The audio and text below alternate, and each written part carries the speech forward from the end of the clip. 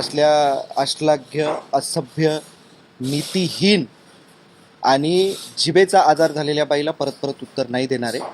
पण जे काही त्यांनी काल जे काही ते बोलल्यात त्यासाठी एकेकाने घेऊया.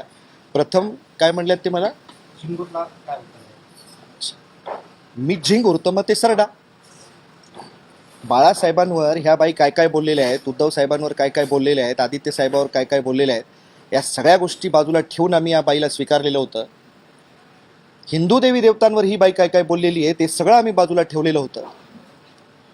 आणि मग आज हे मला कुठंतरी काहीतरी धर्माबद्दल शिकवतायत, नीतीबद्दल शिकवतायत. जुनं मलाही करता येतं, मलाही काढता येतं. वयाने लहान आहे म्हणून आपला आदर करतोय, गृहीत धरायचं कुठलंही कारण नाही. त्या सुशिक्षित असतील तर आम्हीही कोणी अडाणी नाही आहेत, बोलता आम्हालाही येतं. फक्त आम्ही तुमच्यासारखी आमची पातळी घसरू दिलेली नाही आणि घसरू देणारही नाही. आपण बोलत जा. त्या सगळ्या गोष्टी किती सुसंस्कृत आणि किती सभ्य आहेत हे महाराष्ट्र ठरवेल. ठीक आहे, हे गद्दारी झाली, सगळ्या गोष्टी झाल्या. तुम्ही जे काही उद्धव साहेबांबद्दल, आदित्य साहेबांबद्दल, बाळासाहेबांबद्दल याआधी बोलला होतात, तुम्हाला किती जोडे मारले पाहिजे? मी माझ्या वडिलाला कुठेही जोडे मेढे मारू आंदोलन वगैरे करणार नाही.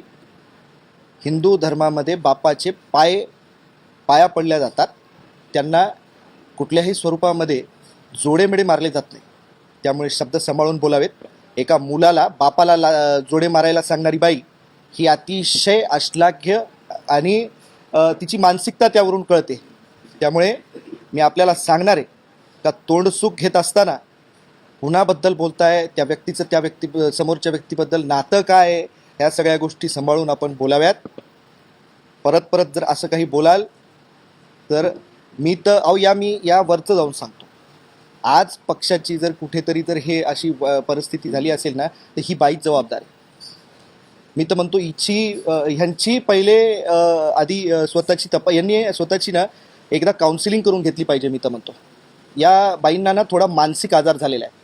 त्या मानसिक आजाराच्या पहिले त्यांनी गोळ्या सुरू कराव्या. ते कुठंतरी एकदा दाखवून घ्यावं. आणि नसेल तर माझ्याकडे फार चांगले सायकेट्रिस्ट आहेत, नसेल तर त्यांच्याकडे आता त्या पुण्यालाच असतात तर येरवाडा काय फार लांब नाही आहे, त्याच्यामुळे येरवाड्यालाही जायला आपल्याला प्रॉब्लेम नाही आहे. एखाद दोन शॉट दिले डोक्याला का ते व्यवस्थित होतील कदाचित. त्यामुळे कुठेतरी आपणही तोंड सांभाळून बोला. ताई, मी आजही ताई बाई असंच बोलतोय आपल्याला. कुठेतरी आपलं तोंड सांभाळून बोला. मी माझ्या तिन्ही मुलाखतीत स्पष्ट केलं होतं की मी आघाडीसोबत आहे. पण ही जर बाई अशी काही बोलणार असेल तर मी एक वेळेस राजकारण बंद करेन, पण असे लोकांना उत्तर देईन, राजकारण पॉज करीन.